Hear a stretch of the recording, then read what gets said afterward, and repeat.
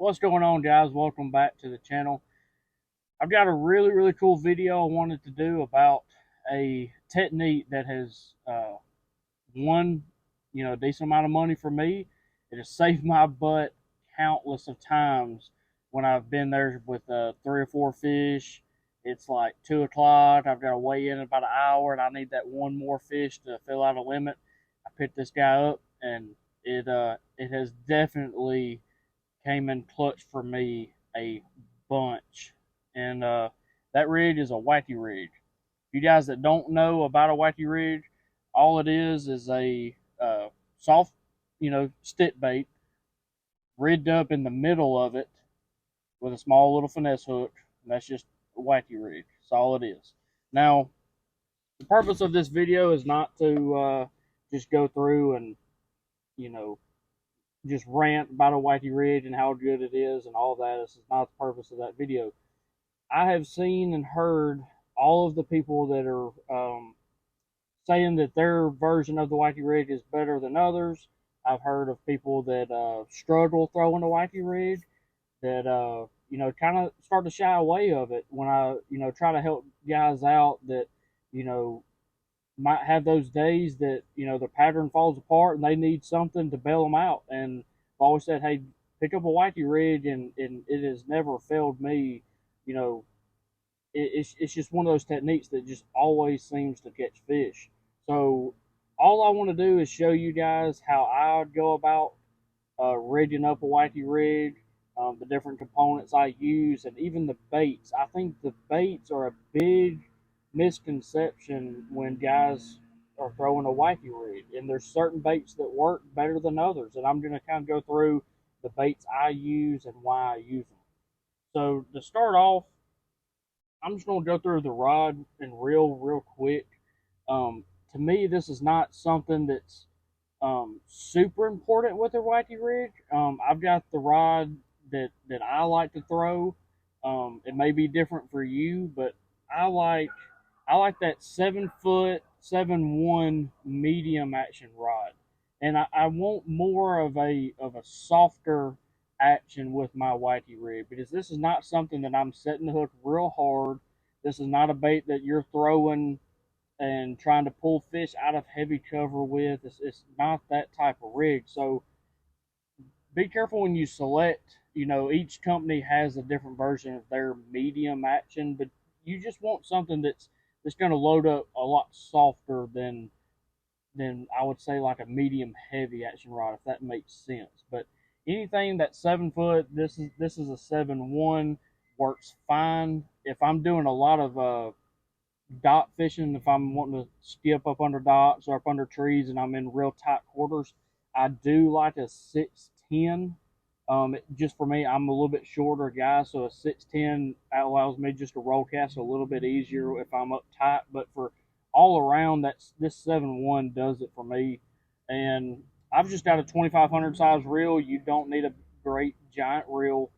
Um, any of that, even I would think even 1500 size reel would do it. Honestly, you're not making bomb casts. Most of the time, you're only casting, you know, 20, maybe 30 yards at a time. So this 2500 does it for me. And the line that I use is 10 to 15 pound braid to an 8 pound leader. Now, an 8 pound fluorocarbon leader. And this is where I see mistake number one most of the time when people are throwing a wacky rig is their leader's not long enough. And when I'm rigging my stuff up, and this one's actually short for me, you can see that braid is already right here in the rod. Most of the time, I think that I've already been using this one for a while, and I've been retying my leader, keeps getting shorter. But when I'm rigging up a new setup, I'm going to spool that fluorocarbon until it gets into the reel. I like a super long leader with this technique because I want this bait to be able to fall as natural as possible. And that's why I throw 8 pound more times than not. Um, Once you get up into like that 12 pound and heavier line, to me, it starts impeding on the action of when this bait's falling. I mean, this bait doesn't weigh hardly anything, so if you're throwing heavier line, that's causing more drag on that bait, and it's not letting that bait fall natural. So I always stay, 90% of the time I'm throwing 8 pound, unless I'm just throwing around super heavy cover, or I'm throwing a weighted wacky, and I'm gonna get to that here in just a minute. But like I said, 9 times out of 10, 8 pound fluorocarbon is my choice. I throw Cigar Red Label. Always had great success with that line. Um, Power Pro uh, braid, and I use the high vis. Of course, I love throwing a high vis, especially like if you skip this thing up under a dock. The braid will just lay on top of the water, and I can visually watch that line for it to jump. I can watch the line for it to swim off, because a lot of times you won't feel the bite on a wacky rig. So I do a lot of line watching. That's why I throw the high vis yellow braid. So getting down to the hook, for me, my go-to is the Owner Sniper Finesse, and this is the one alt. You can go a little bit bigger if you like. I've just seen that the one alt does it for me. That's just my go-to hook for weightless. And these have also got the little uh, it's got little bitty wire weed guards. It's just two of them that come up just like that. This is not. Don't think that you're just going to be able to throw this thing up and just scatter grass and not get hung. It's not for that. This is just a little bit of protection. Skipping up under a dock, you hit a post. This is going to save you a little bit. It's not 100% weedless at all. Don't think that. Um, you can throw it in a little bit of grass, and this will help you just a little bit. Um, but for me, this is just, I do like to throw mine out there in some pretty nasty stuff, and this just helps me a little bit. Definitely better than just a bare hook with no weed guard for sure. But I've never had any problem getting a hook set with the little weed guards. I mean, it takes nothing to collapse those little wires. So don't let that hinder you. Now the other version, and I said it a little while ago, is a weighted hook. Times, when I'm going to use this is I feel like those fish are getting too good of a look at it. This bait is falling, you know, really, really slow. And we'll get into fall rate here in a minute. That's when we're going to dive into some of the baits. But a weightless wacky rig isn't falling fast at all. And sometimes, and I've seen it even in ultra clear water, that those fish are getting way too good of a look at it.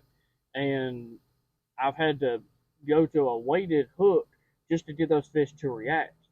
The other reason for the weighted hook is if I'm fishing a lot deeper, and those fish are sitting down, 8, 10 plus foot, I need to get to those fish a little bit quicker.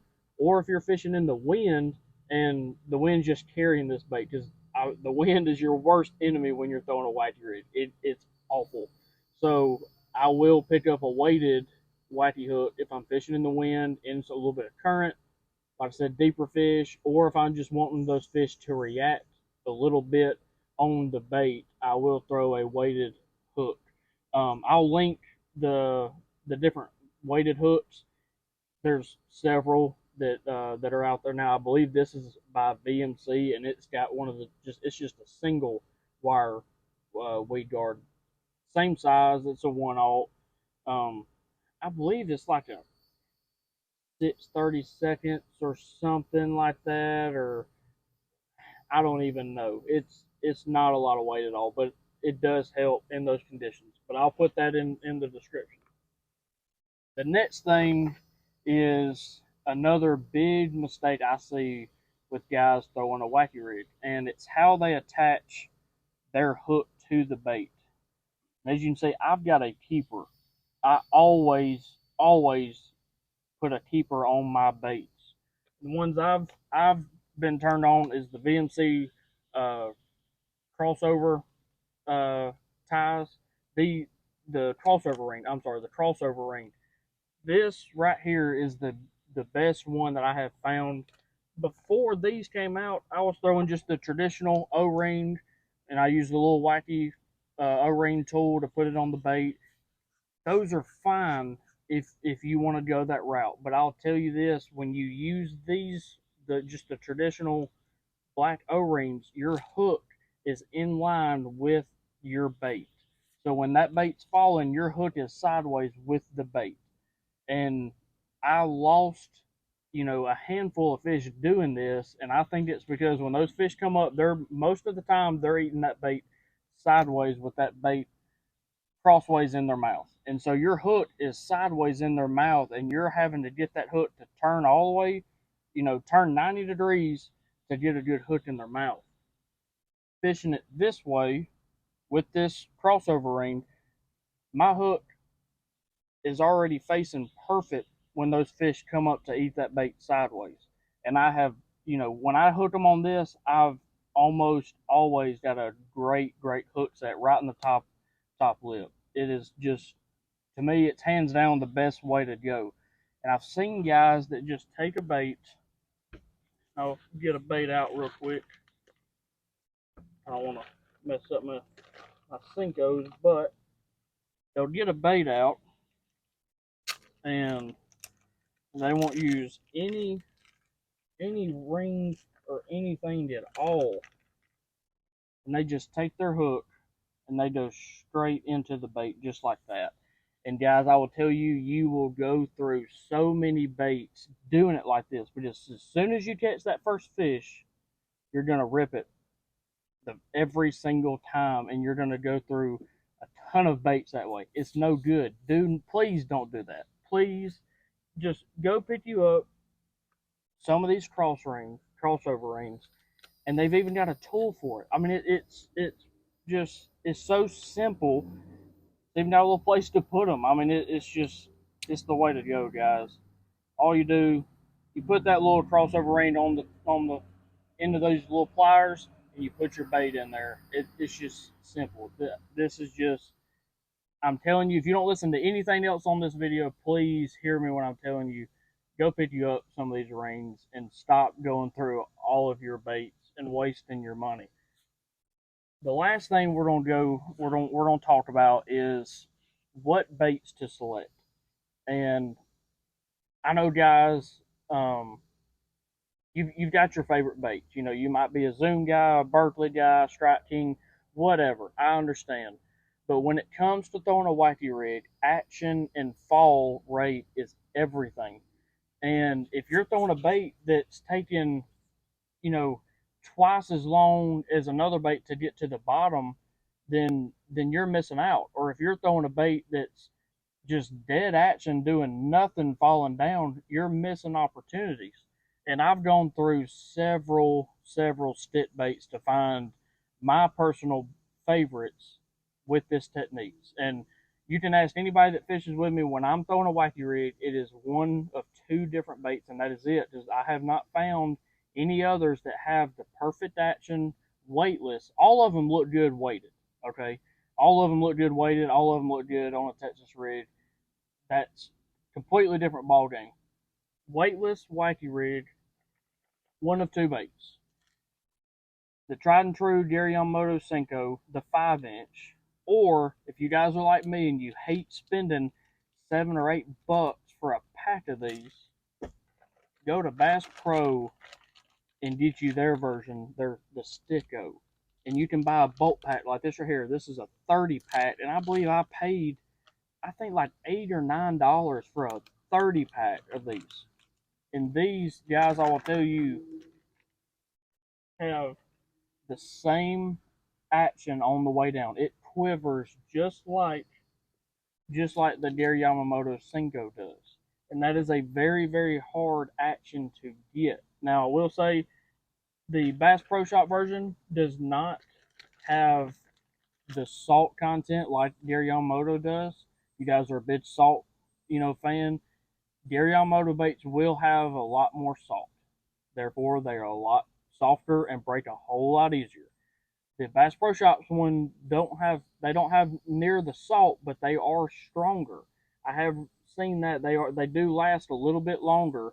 Um, they don't have any scent, but I always put some the bait fuel by Barrington Bait Works in there, so I have no problems. But these two baits, I'm telling you guys, if you're going to throw a wacky rig, you need to be throwing one that is going to give you the best action, or you're going to be missing fish. I've tried them all. I've tried the Strike Kings. Berkeley's is okay, but to me, these two have been the best for me. So I hope this clears up some questions, maybe some things that you were taught coming up with the wacky rig. I hate hearing guys talk bad or giving bad advice out on the wacky rig, and this is my setup, guys. It hasn't failed me. I mean, am I telling you that as soon as you put this on, you're gonna catch 5 fish every time? No, it's not what I'm saying. But when I need a bite, this is what I'm picking up, and this is what I have 100% confidence in. So, like I said, all of it is going to be in the description. The rings, the hooks. I'll put both the baits in there. You guys go check it out, and we'll see you guys on the next one.